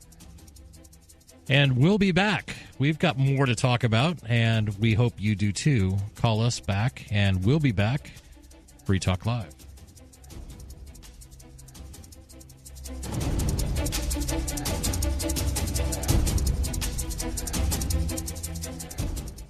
Do you operate a retail business and are looking for a solution for point-of-sale cryptocurrency acceptance? It's never been easier thanks to AnyPay.global. There's no paperwork or approval process to open an account. If you already have a tablet at your cash register, you're almost done. Just sign up at AnyPay.global, drop your personal crypto wallet addresses in our setup page, and then load our app. That's it. You're accepting cryptocurrency like Bitcoin and Dash at your store. Get started now at AnyPay.global. That's AnyPay.global.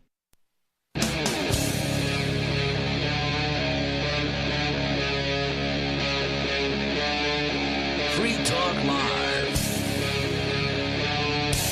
This is Free Talk Live. 855 450 free. We're in hour number 3. 3 hours of liberty-oriented radio every night of the week, 365 days a year. A 3-hour tour. It is 3 hours. We're on 7 p.m. Eastern to 10 p.m. Eastern every night. So if you like what you hear, please tune in and please give us a call. Once again, our toll-free number is 855-450-FREE. That's 855-450-3733. You know, Chris, before we get to our callers who are waiting, I do have 2 more radio stations to welcome. So we did 2 earlier. More? 2 more now. Welcome to, and it's actually another former affiliate that has come back. I love it. And another former affiliate that's come back now with an FM translator. So welcome back to WWNS, also known as Fox News 107.7 there in Statesboro, Georgia. I've been there. I've been there too. Yeah, and so there are 1240 on the AM band and also 107.7. So welcome aboard to our listeners there. They're pulling the show down every single night, airing us a few hours after we air live. So they're doing I think 9 p.m. to midnight Eastern time. So welcome aboard. If you're listening to the show in what they call in the business delay broadcast, so if you're not listening to us live, remember, you can still participate. You just have to remember to call when we're live. So don't wait till we come on the air in, whatever market you're listening in. Just Statesboro, for example. Yeah, just know that we're on 7 to 10 at night Eastern time. Just do whatever calculations you need to for wherever you live, and then call us up and bring up whatever you want, and then you can hear yourself later on the radio. And they can always get it over the internet, right? Oh, of course. Yeah, I mean, we're always at freetalklive.com anytime you want us. But if you can listen to us on the radio, it's a cool thing to be able to listen on the radio. It's true. Well, very good. So, yeah. You said 2 Welcome stations, back. Or was that the 2 you were referring to, AM and FM station? Right, so, them? yeah, technically 4 new stations that I've welcomed tonight. That is so cool. We love to hear the ideas of liberty reaching more ears because, face it, you can find a talk radio show that's going to be conservative. That's easy to do. They usually surround our show, most of these stations. And it's pretty tough to find even that many successful, more liberal, more progressive stations. There's barely a few. exist. There's literally no more than a dozen of them. Yeah, across the United States. But we're on half of them, right? But we like to play to both sides. We like to hear from people of differing opinions. And maybe you'll convince me. Maybe I'll convince you. Not likely that you're going to change my minds about liberty because I'm pretty dead set. But we are going to go to the phones. And besides, we'd have to fire you. Would you? Really? Nah. We've had a couple more. Well, I know of at least one very conservative. There have been statist hosts. Yeah, but they haven't been in the first seat before. There's never been a statist host sitting in the chair that he's sitting in. So yeah, you'd be demoted back down to now the third seat. You're giving me something That's so you don't get statism on your buttocks. We got a bidet for that here. Yes, we do. And this place has a bidet, which I have not yet used. But in the meantime, Jasper, you're on Free Talk Live. Hello? Hello, you're on the radio. Jasper, you're on the radio. Oh my God, I'm on the radio. Yeah, don't say things you can't say on the radio, or you're not going to be on the radio. So, I'm sorry. What were you calling about? I wanted to talk. Am I allowed to talk about personal stuff, or am I only allowed to? You can absolutely talk about personal stuff as long as you don't say certain words that the FCC doesn't allow you to say. The magic words. Know what we mean? Vern, don't cuss. But go ahead. Of course, I promise you. Uh-huh. So basically, I was so I was born in New York, and I've lived here my whole life. And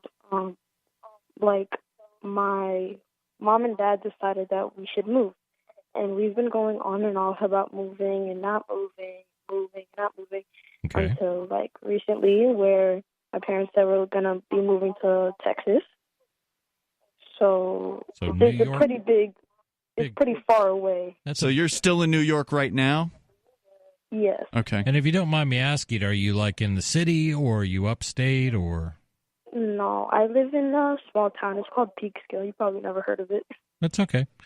All right. Okay. So are you concerned about the move? I mean, what is it that why are you bringing this up to us on the radio? Well, I just wanted someone to talk to, because my parents say it's done deal. We're definitely moving. And how old are you? Yeah. If you don't mind. I don't know if it's I'm not allowed to be on here unless I'm of certain age, but I'm only 13. Yeah, no, there's no age. There's no age restriction. limit. As long as you can call in and speak English to us, you can get on the air. So, of course. So, it's a big. Does it seem like a big cultural shock, coming from small town in New York to yeah, where Texas? in Texas? Is it going to be another town? Or are you going to Dallas, or do they know where? I think it's Houston. Okay, that's a big town. Yeah. Houston's one of the top 10 cities in the United States, if I recall correctly. I think it was number 7. I never heard that. It's big. Yeah, there's a lot of people that live in Houston for sure. So, I mean, are you concerned that you're going to, not have any friends? I mean, what is it that is bothering you about it? That's the main thing. And I have I don't know if I'm allowed to say this, but I have a girlfriend up here, so. Oh, that's tough, man. Yeah. You might as well count that one as being over, because unfortunately, long-distance relationships just don't work out. They just don't work for people. They do in movies. I've had one before, but it didn't work out. Yeah. Here's what I'd say on this. I mean, having not actually had to deal with this as a child, I don't know if either of you guys did, but my parents basically raised me in Florida, and that's where I stayed for 26 years until I moved to New Hampshire. But the way I would approach it is, look, it's out of your hands. Your parents are going to move where they're going to move. Maybe they, took a little bit of input from you, but ultimately they're going to make this decision. The good news is friends are sort of something that come in and out of your life over time. Right now, the things that happen to you seem very, very important because that's all that you've known. All you've known is being in this town in New York, and you don't know what things are going to be like. There's sort of that fear of the unknown that can come into this. But ultimately, just embrace the change, because that's really all you can do in life is not fight against change. It's going to happen. Yeah. And this is one of those things that you can't fight against. And there's no point in being upset by it or being saddened by it. It may be a bummer that you don't get to hang out with those friends anymore. But the good news is, unless you're a total antisocial, you'll probably make, new friends in the place where you end up. And it'll be a lot warmer.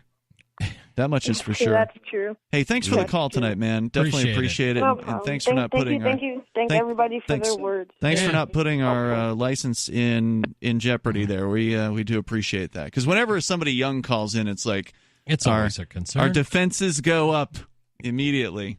quick, somebody, panic. I mean, did you guys ever have to deal with that as kids? Was the parents who moved you around the country? No. Neither of you? Here's a good one. Well, I actually lived in two houses, I was going to say, but my father moved the house I was born into 10 miles. He moved the house itself? Yeah, moved the house itself. It was like a trailer? No, well, it was a modular home, so it was built into two halves. It's a nicer word for trailer. Thank you, Ian, for belittling. It was a very nice modular was it a nice home. Park? It was.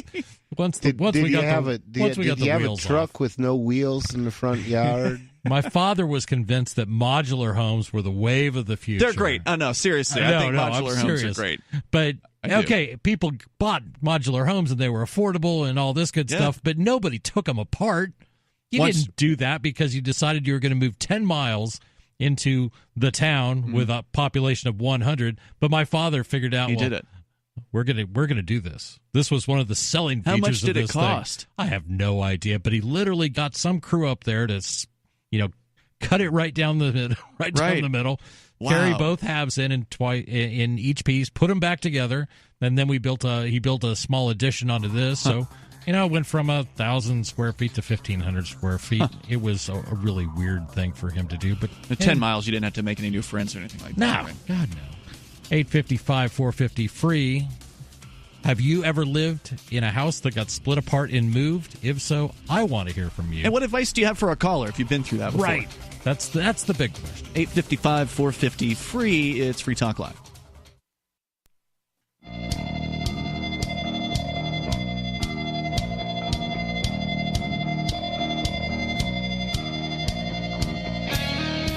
This is Free Talk Live. 855-450-FREE is our toll-free number. That's 855-450-3733. Or hit us up on Discord. We've had a couple Discord calls tonight. That's always good. Discord sounds like you are here in the studio. You can find out how to hit us at discord.lrn.fm. And you'll have to hit one of our call-in rooms, but if you've got a good PC, a good internet connection, and a microphone... Or just a smartphone. You'll sound like you are right here in the studio with us, which is really cool. And as always, we've hit on a lot of topics today. We talked about bad laws, and bad laws are universal. You can find them almost anywhere. We've talked about Congressman Omar and her comments. We've talked about New Mexico not paying their legislators, which that was the claim, but they actually do pay them $164 a day. But they don't get a salary, Ian. They don't get a salary. They only get $161 for snacks and whatever else they would like to do. But we're going to keep things moving right along by talking to John in Manchester. Manchester, England? Manchester, yeah, New we're Hampshire? kind of Manchester, Connecticut? I think he's listening on LRN.FM. Manchester, Vermont? But we'll find out. Manchester, New Hampshire? John, you're on Free Talk Live. Yeah, that's real funny, guys. Come on. You really don't know which Manchester you're talking about right now? No, there's like 5 of them in New England. I mean, there's a bunch of Manchesters. Okay, so and one in England. Someone who's calling from Manchester, who's listening to this show, what are the odds that it's Manchester, New Hampshire? It's higher. I don't know. Higher, but it could be one of many. Well, we already had a guy call from the UK tonight, so he could have been the original Manchester. That's right. Yep, that guy was a troll. There's no guarantee he was actually from the UK. Actually, we have no guarantee you're not a troll. But please, what's on your mind?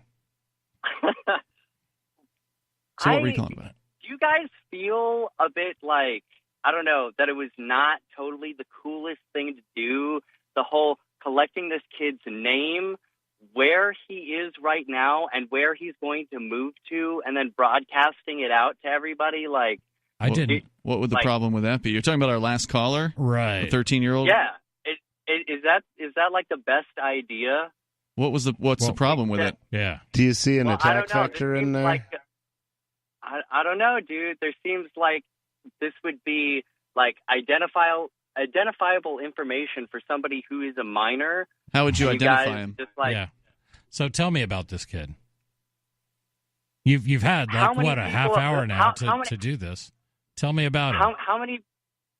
I've been driving while I'm listening to this, and that's not the point. The point is, if you're going to like broadcast this kid's name, his current, We don't city even of know if he residence, gave us his real and where name. he's gonna Right. We don't. But what are the odds that he gave you a fake name?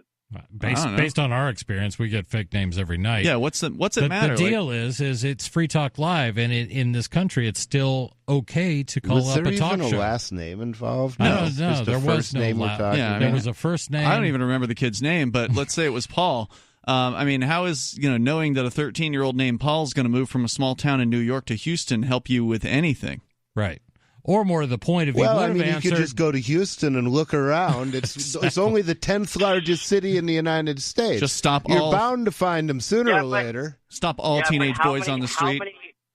How many 13-year-old boys named Paul are going to be in Houston who have just moved from New someplace York? in upstate New York? It's New- going to be very few. That's going to be identifiable information. Please, So New if you York. happen to run into the guy People in are- Houston, the 10th largest city in the United States, Right. and recognize his voice because all you've got is his first name. Let's keep in mind that New York is the most left state. It's either tied with it's right up there, always neck and neck with California.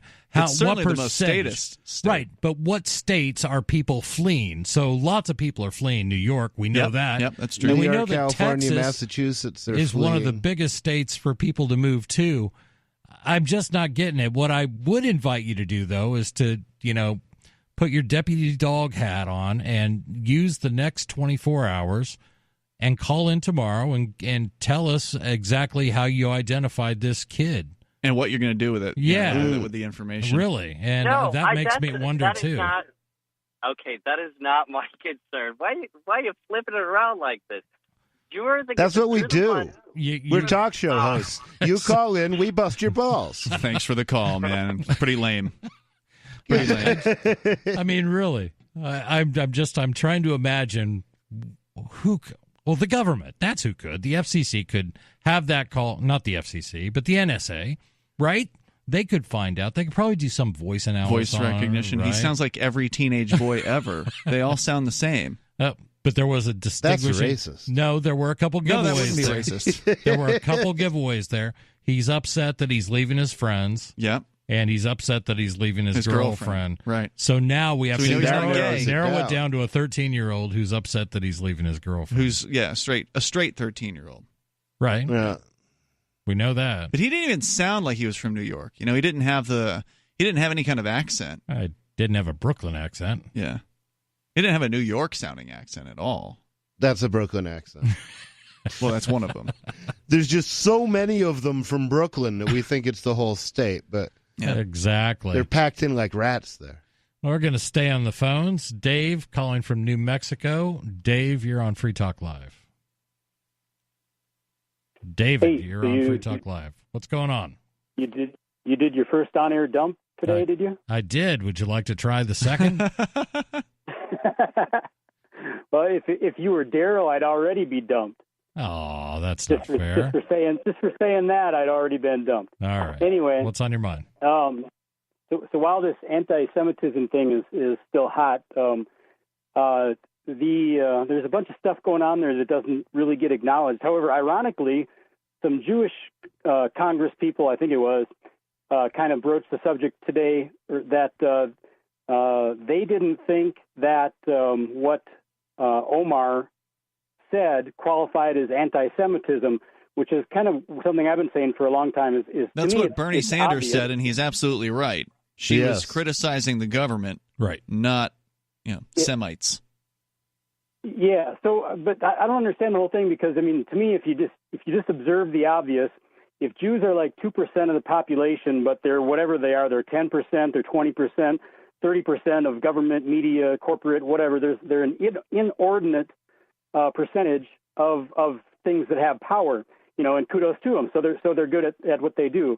However, when it's government, and you're an inordinate percentage, there's kind of an argument that's created, like minorities saying that it's, I've been criticized forever as a white person because minorities say that, we control 90-some% of everything, but we're only 65% of the population or something. So it's kind of the same thing. So to a degree, it's a valid argument. But if you use that argument on Jewish people, that the same argument that minorities have been using against white people that are not Jewish, then all of a sudden you're an anti-Semite. But when it's the a colored minority criticizing the white majority, the white majority doesn't yell, that you're an anti-whatever. So I know. How did that? Some white Tough people being a get cracker. on. Some of them do. Hey, thanks for the call. LRN.FM now has a Discord. Discord is a free text and voice chat platform, and we now have our own server with a bunch of channels at discord.lrn.fm. You can join other listeners as they chat about various things during our live shows, or anytime, day or night. Discord software is available cross-platform, so you can have it on whatever device you want and take your chats anywhere. Join our Discord at discord.lrn.fm. That's discord.lrn.fm.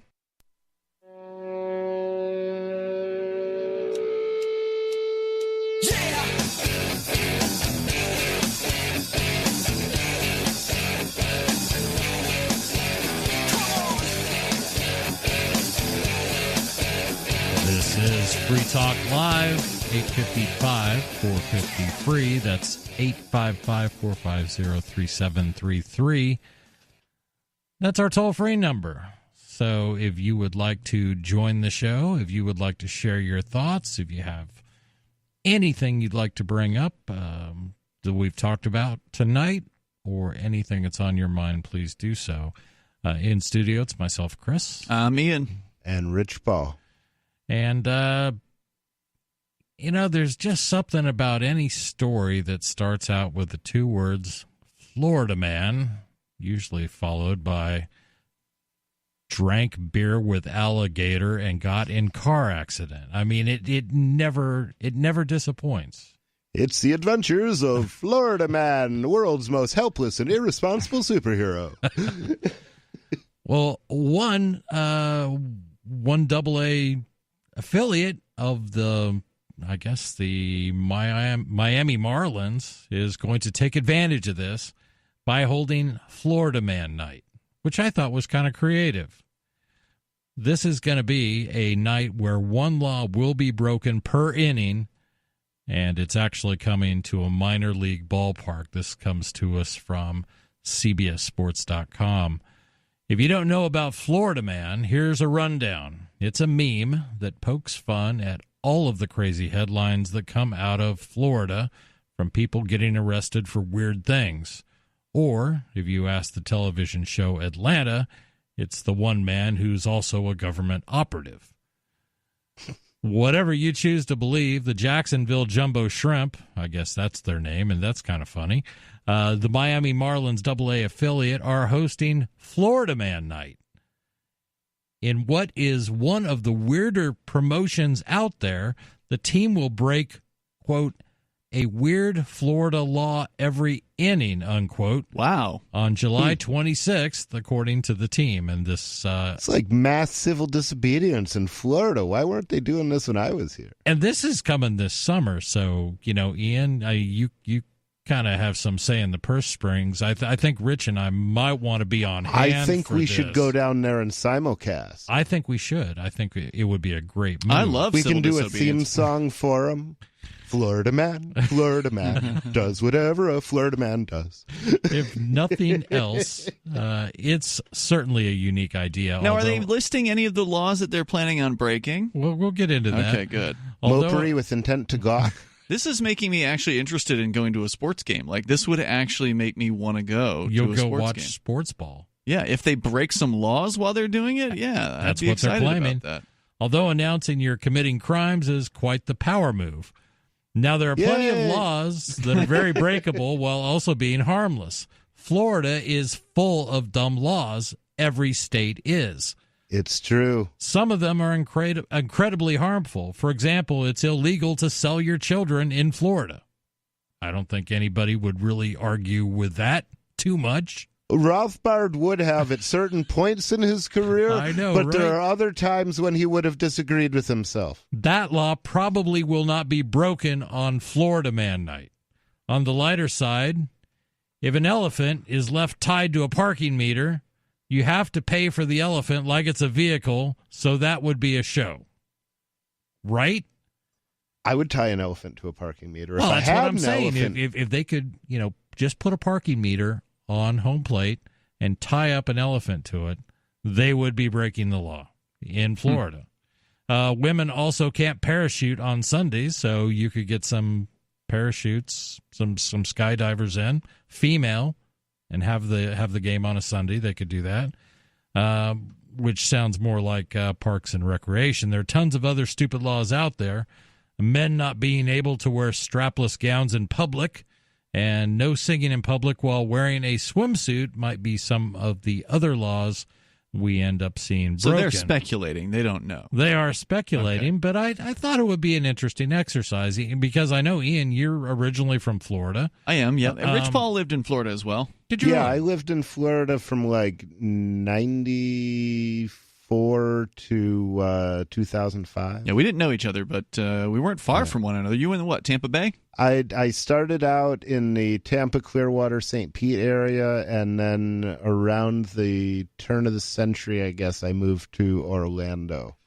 So I don't know if this one's still on the books, but it was illegal at one point to have oral sex. In Florida? In Florida. I don't know. Well, at one point, it was illegal to have oral sex in every state in the nation, I'm pretty sure.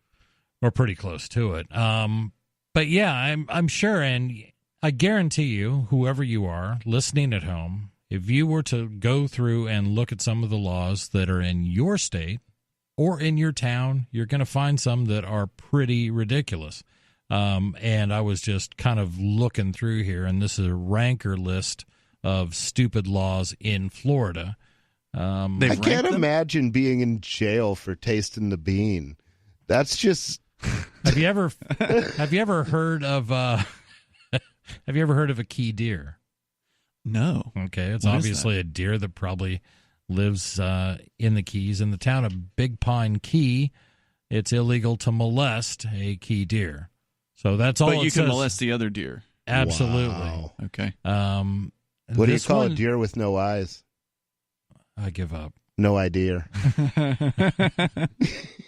This one has a bit of a New Hampshire swing to it. It's illegal to have sexual relations with a porcupine. In New Hampshire or in Florida? No, we're still in Florida. Okay. Now, honestly, wow, that you has its would own have punishment. to have nuts the size of melons to try to have sex with a porcupine. I think that would hurt even more if you did that. I know. And here they actually refer to the elephant on a parking meter law. If an elephant is left tied to a parking meter, the parking fee has to be paid just as if it were a vehicle. That's a real law in Florida? Absolutely. Wow. Did your town not have lots of, I guess, elephants wandering the streets in search of places to park? Well, Florida is also where a lot of carnivals and The circuses, right. go in the when they're in the winter. I Ringling suppose. Brothers, actually, one of those guys had a whole museum dedicated to fancy artwork. I'll bet it was those guys who left their elephant tied to a parking meter and messed it up for the rest of us. Number 4 They probably here. left him there for like 3 days. Selling your children, again, gets brought up on this list. Molestation of trash. You see, the thing is, if you would sell your children, I don't think you should have them. So That's a good point. There's a certain. It's just I don't know. There would have to be like good people to outbid the bad people, but. In Florida, it is illegal to corrupt the public morals as is defined as a nuisance and is declared a misdemeanor offense. Corrupting the public morals. They're gonna need That's to define what I that. do. I know. Yeah. No, they're government. They don't need to define that. They could leave it undefined Yeah, good point. and then hit you with anything they want. If you notice a ice cream man attempting to sell his cold concoctions in a cemetery, call the police immediately because that is illegal in the town of Destin. See, Florida man would be my exhibit A if they ever accused me of corrupting the public morals is I would bring in a whole string of Florida Man articles, and and I'm pretty sure that nothing I do could possibly corrupt the morals of the people who were out selling. Good God, there were people out selling salt as meth. Rock salt for meth. Man, that was a Florida Man. This list thing. also confirms another one on the other one. Men must not be seen publicly in any kind of strapless gown. So I don't know what kind of gowns you typically wear, Rich. Are they saying he has to carry a gun? It can't. Because, if you're going to walk around in some parts of Florida in a gown and you're a man, you might want to be strapped.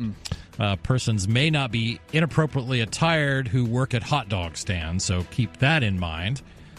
This could go on forever. I think we need to do something else. There's always something with Florida Man.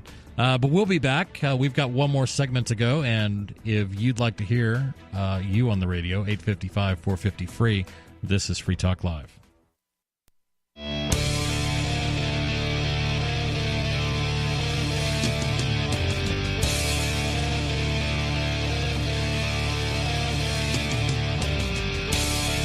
This is Free Talk Live. In our last segment, last hour, if you want to talk, you better pick up the phone, 855-450-FREE. That's 855-450-3733. That's our toll-free number. But, Ian, you brought up a story a little earlier. You seemed like you were a little interested in at least touching upon. I think we were... Which one, the Russian story? Yeah, we had bounced around on the Russian story, but who knows? We can either go with that or we can go to something else. Yeah. I got a little bit more that I thought was worth sharing about, just to give some people some perspective. I mean, some people say on Free Talk Live that we're too critical of the United States, and we've got it pretty good here. And of course, we've pointed out that the U.S. has been falling on the list of economic freedom rankings and falling on the list of personal freedom rankings. But we're number 18, just doesn't have the same ring to it. It actually moved up in the 2018 numbers to number 17. So finally it stopped the fall and has actually bumped up one from 18 to 17. But the point is well taken that, it's better than Venezuela here. That's true. It's better than Cuba. It's better than North Korea. It's better than a lot of places. It is. And Russia. It's better than Russia. Yeah. But before we do that, I do want to say thanks to Mike Sylvia, who is a Free Talk Live, another platinum amplifier. $25 a month is what he gives to the AMP program. The AMP program is a way for you to support what it is that we do here on Free Talk Live. So if you like the fact that we're on the radio 7 nights a week talking about freedom and you want to help us with that, then please join the AMP program for $5 a month over at amp.freetalklive.com. Like Mike Sylvia, who is, by the way, not just your average amplifier, he's also the guy who is a state representative. He's one of the libertarian, pro-liberty. He's a Republican, but he's basically a total voluntarist from what I can tell. State representative. He won the New Hampshire Liberty Alliance. They give out an award. Now, as you pointed out, Rich, there's 400 state representatives, and the New Hampshire Liberty Alliance is a freedom-friendly organization that ranks every single one of these state representatives. They give them a letter grade. Like you used to get a report card. Well, these guys give out a report card to all 400 state reps and the 24 state senators here in New Hampshire. And Mike Sylvia, last year, 2018, he won the Legislator of the Year, the Liberty Legislator of the Year Award, which means he is not only an A-plus rep, but he is the top A-plus rep of all of the A-plus reps. And he's a Free Talk Live listener and amplifier, so what an honor. That was the guy who got me to wear a tuxedo. How was he behind that? To the 420s? To the 420 rally. And he came out and toked up with us. Well, that's the thing, is he told me if I showed up in a suit, he'd come out and toke with us. And he was a sitting legislator, and I said, a suit, hell, I'll show up in a tuxedo. So that was one of my first events I ever attended here in New Hampshire after moving up here, was the 420 rally down in Concord. And that was the year that you were in a tuxedo. It was a good year. It cracked me up because I saw, a number of legislators taking a hit, and that was really, really cool. It wasn't like they were hiding from anybody. No, I don't feel bad about outing him because he let me take a photo of him and use that on the front page at Free Keene. So, like, it was obvious that he was participating. He wasn't trying to hide it. And this was on a Sunday, and those guys were dressed in suits, and they had their official name tags for the representatives. Was it on a Sunday? Yeah. Oh, wow. Yeah, it was not a, it wasn't, it was, they went out of their way to make sure that they let people know where they stood. Mm-hmm. And, which I really appreciated. And he spoke, I believe. More than one legislator spoke that year. I think. And, but Mike's he's a great guy. He's a straight shooter. He's one of those people that anytime I see him, we always, take 10 or 15 minutes just to chat because he's just really supportive Super of nice. Anything anybody does. And so thanks for being an amplifier, Mike, and thank you to everybody who amps the show at amp.freetalklive.com. What you got over there, Chris? I got a phone call, and this is Joe in Chattanooga. Joe, you're on Free Talk Live. Hey, guys. How you doing? Welcome, Joe. We're good. How are you listening tonight? Are you listening to WGOW? 102.3? I don't know what it is, 102.3. Excellent. FM2. Great station. I called over at you guys about a few weeks ago, but we ran out of time. I'm sorry for calling in so late. But we were discussing the topic of police in America. Oh, you're the cop, right? Role. Yes, sir. Yeah. I'd asked you for a call back earlier in the show, so I'm going to try my best to talk about this. Was there a reason you were calling in first and foremost? Because we kind of left our conversation off last time on the war on drugs, and I never really got a chance to talk to you about it. But what were you calling about tonight? Yeah, no. Well, I was calling you all back to let you know I was going to call back. Okay. And earlier, sometime this next weekend, I appreciate you guys, and I like listening to y'all's discussions and stuff like that.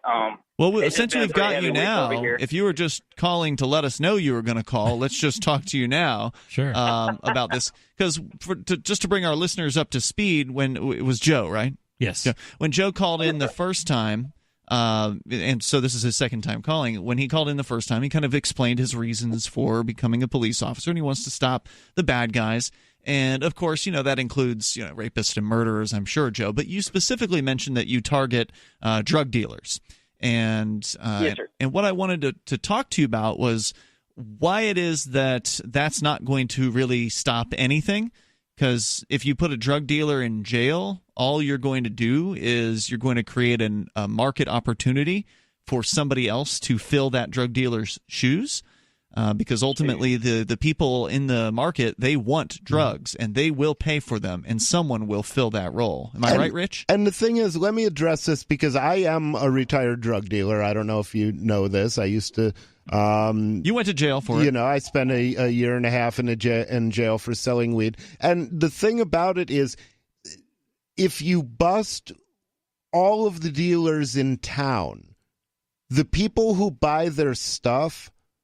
if it's hard drugs, if it's heroin or meth, then they're addicts. And so they will do anything to get what they want, including replacing that dealer at his old job. Right. So basically all you do by putting dealers in jail is you cause them to make more money. Right. Joe, your thoughts? Well, my thought on it is, you don't give up, you don't stop trying.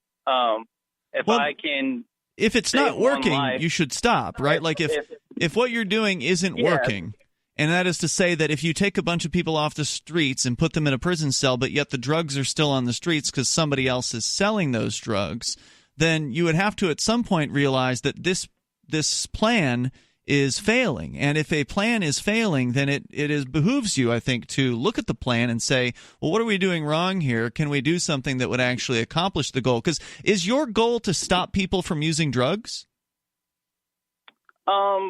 In this line right here, I used to work for group homes for kids. Right. And I did it on that end.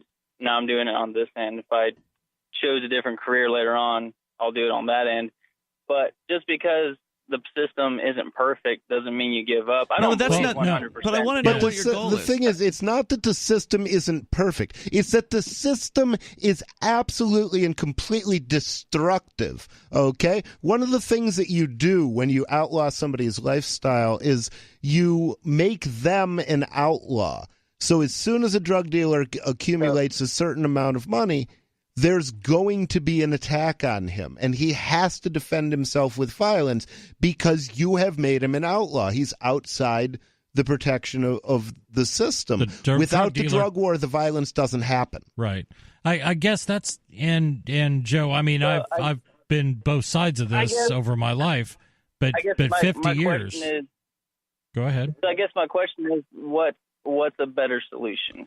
Then I don't let's hear look. that. Nobody provides a solution. They provide. we can provide that solution. Yeah, but I would look at Switzerland, and I would. Sorry. Sorry. That's all right. I would look at Switzerland and I would look at Portugal, who have decriminalized or legalized drugs to varying degrees, and they quit treating it like a criminal problem and treat it like a healthcare issue. And it stopped being a criminal problem. Yeah. Yeah. Now, no, I'm aware of that. I'm clear on that. Are you? You are aware? I'm sorry, just to clarify, Joe, you're aware of what's happened in Portugal with full-on personal decriminalization? I read the article. I thought, didn't they do the same thing in, I thought they said Belize or something like that, South America? I haven't heard about There was another Belize. country that did the same thing, and they were talking about the statistics on drug use and overdoses dropped substantially. Dramatically, yeah. Definitely in Switzerland. That's hard to know with data and paperwork, because when Well, it's not just data and paperwork. It's the people who go to clinics, the people who are going to see doctors and try to get well. They're more likely to get help in a place like Portugal. And again, we're out of time, so I wish you would call. I wish you would call earlier. We'll hold you over for multiple segments to talk about this. I know you're probably working or whatever. But thanks for the call tonight, man. Call back another time. I appreciate it. But Switzerland has gone basically down to 0 overdoses of heroin. But amazing. Thank you for listening. Free Talk Live.